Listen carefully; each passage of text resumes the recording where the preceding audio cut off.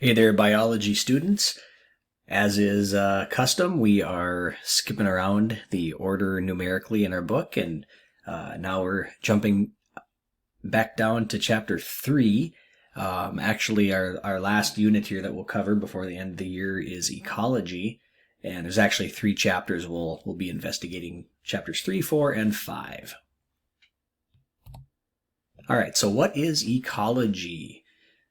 Ecology is a study of interactions among organisms and between the organisms and their environment. So there's a lot of things that ecology encompasses. We'll get into all those interactions as we go. A lot of interesting stuff. I think ecology is one of the most fun things for me as a teacher to discuss with kids and expose to kids. So we'll start off here talking about a couple of terminology or terms as is custom in each chapter. So the first one is biosphere. And if you think about that word, bio means life, right? And sphere is a three-dimensional circular object. So if we take our Earth and we look at all of the places where life exists, okay, that could be land, it could be water, it could be air.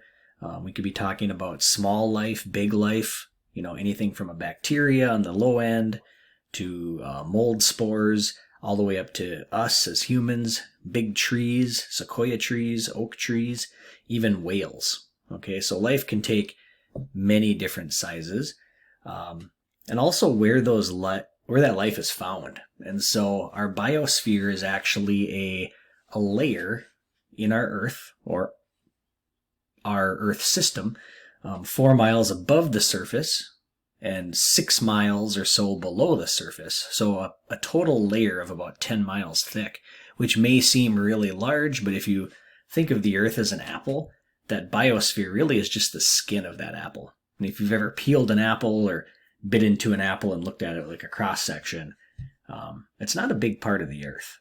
Okay, so maybe a little assignment for you: eat an apple today and look at the biosphere. All right, we'll talk about biotic and abiotic factors. And going along with terminology, bio means life. And anytime we put an A in front of things, that usually means the opposite of that. Okay, think of like an antonym in English. So biotic factor is any living part of the environment with which an organism could interact. So let's say our organism is a bullfrog. Okay, a bullfrog might eat an insect, so that insect is a biotic factor for the frog. Or other species compete with the bullfrogs for the same living space or food sources. Those other species would be biotic factors to the frog. But we also understand that life is influenced by non-living things. And those are called abiotic factors, such as sunlight, heat, humidity, wind, type of soil, precipitation, all kinds of things. Non-living can also affect living things. And then you can get abiotic and biotic factors which affect each other. And it can become this complicated meshwork of interactions and causes and effects. So in a nutshell, that's ecology. Of course, there's a lot of steps. That was section 1. So go through section 2 now, talking about energy producers and consumers. And a lot of this you've gone over in various classes, from life science to earth science to physical science, and some of it we've even covered this year. So big thing to know is that sunlight is the ultimate source of energy. Okay, we've learned already this year about photosynthesis. So autotrophs, they are organisms that capture energy from the sun and change it or convert it into forms that other living cells can use. And so our autotrophs on our planet are plants, algae, and some bacteria. Okay, and these are also called the primary producers. Primary meaning first. A producer is the organism that produces these energy-rich compounds that other organisms can use. And this should look and sound familiar. Photosynthesis, which we've covered back in the fall. Sunlight, CO2, and water are all used by plants in the process of photosynthesis. And remember that equation, which you guys saw the symbols of before, result in the production of oxygen and glucose, or sugars, that other organisms can use. So plants are important for us because we need oxygen, and also we need a source of calories or glucose. And so if you eat a salad, you're getting that directly, but you can also get it other ways, and we'll look at that today. And then there's also chemosynthesis, which is another way of arriving at this in another process without using light. Okay, so there are some creatures that chemosynthesize. So if you'd like to look more into that, you sure can. All right, consumers are also called heterotrophs, and hetero means other. So we get our energy by ingesting other organisms in some way.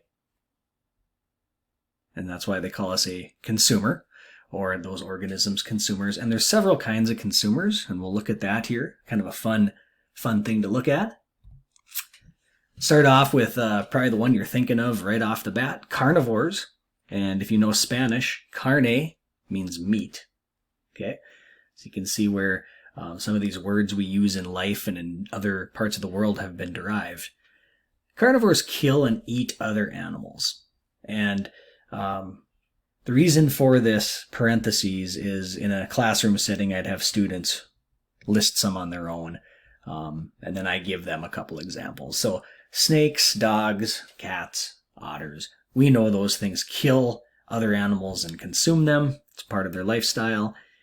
The trick here, or the catch, is you need to use energy to get energy. So if you look at these lions here, and we have looks like a buffalo. I don't know if that's a Cape buffalo or a water buffalo. But anyway, assuming they killed that took energy to do. And so there's a trade-off being a carnivore. Obviously, we don't want to use more energy than we receive, unless these lions would be on a diet, right? I don't think lions go on diets. They're just trying to survive. Herbivores, okay? Plants, right? Herbivores are plant eaters, so they might eat the leaves of the plant, they could eat the roots of the plant, seeds, or the fruit. And so a couple common creatures that you are familiar with, cows, okay, caterpillars, and deer are strictly herbivores. They are great at eating plant life. Here's a couple others. We got giraffes, squirrels.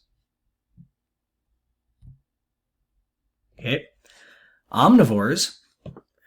Sometimes animals that we consider carnivores or herbivores truly are what we call omnivores. They eat a pretty balanced diet of plants and animals. We actually belong to that. And I know some individual humans might be vegetarians or not like to eat their veggies, but you're still an omnivore based on your internal structure and tooth structure and all of that. Bears also, even though they have really big teeth, they are omnivores. This here, if you don't know what that is, that's an opossum. Great example of an omnivore. Pigs too. Okay, pigs are omnivores. Maybe you didn't know pigs will eat meat, but they will. And because humans, bears, and pigs are all omnivores, we must also deduce that the man-bear-pig is an omnivore. And I saved you the luxury of looking at a picture of a man-bear-pig. If you'd like to do that, look it up. All right, this one is probably the one that is toughest to recall if you were to try to recall these, years from now. Detritivore is how you pronounce that. I tried to do that like a dictionary there. So detritus particles are dead organic material. So dead plant life, dead leaves, things like that. And so an earthworm, a mite, a snail, And then in the water, shrimps and crabs, and these little guys called roly-polies or pill bugs. These are all what we call detritivores. And what they do is they chew or grind up dead organic material. So if you ever wondered what worms eat, or any of these other listed creatures here eat, they're eating these dead material. They kind of help break that down, and they're a big part of the environment, even though we sometimes look at them as pests. One that sometimes gets confused with detritivores, partly because of the name and the letter it starts with, and also just the whole idea, is decomposers. And decomposers chemically break down the organic material. So the way to differentiate those is detritivores are, they also physically break it down, where decomposers, it's a chemical change, okay, decay. So bacteria and fungi are the ones that are the most familiar to us and to you as well. So put a little picture here. If you've ever seen mushrooms growing on a tree, I mean, this would be something you could go out and try to find this week in your neighborhood, in your yard. A lot of times, or at one point, people thought mushrooms were, or funguses were plants, okay? We now know that they're not. So they consume or eat dead plants and animals and decompose them, reducing them to a simpler form of matter. Okay, so very important to help break down things and put those elements and those compounds back into the natural cycle of life. Scavengers. Should know what that word means. Scavengers are animals that consume the carcasses of other animals that have been killed by predators or have died from other causes. So the key here is remembering that these animals didn't kill the animal themselves. Okay, they rely on other animals to kill the animal, or just finding animals that may have died from other natural causes or accidents. So a couple common ones: vultures. I think you guys have all, seen movies or cartoons about vultures, but we have vultures in Grand Forks. I saw one flying over my house a few weeks ago, I think. So you can notice them. They're pretty cool birds to see. Coyotes, which sometimes there's some overlap, because coyotes can fall into the carnivore category because they can kill their own food, but they sometimes also scavenge. So they're kind of a mix. Crows, which we see in the picture down here, with a wolf and an elk. So it's a crow, wolf, elk, coyote, rib cage of a deer, it looks like.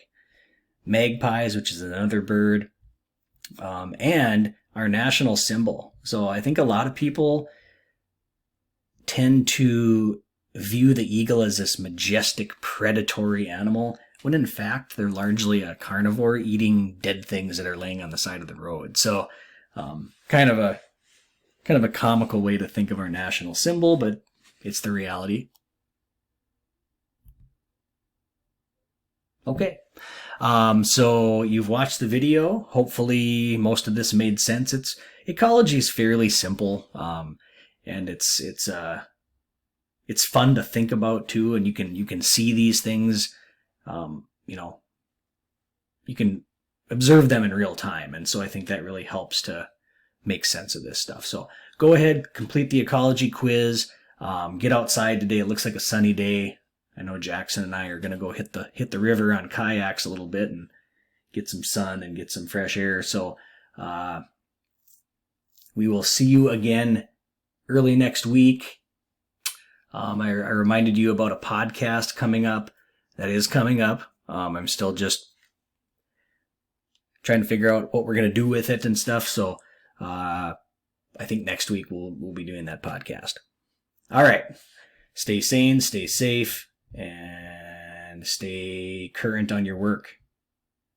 We all want to see you guys become juniors next year. Some of you seniors. All right. Adios.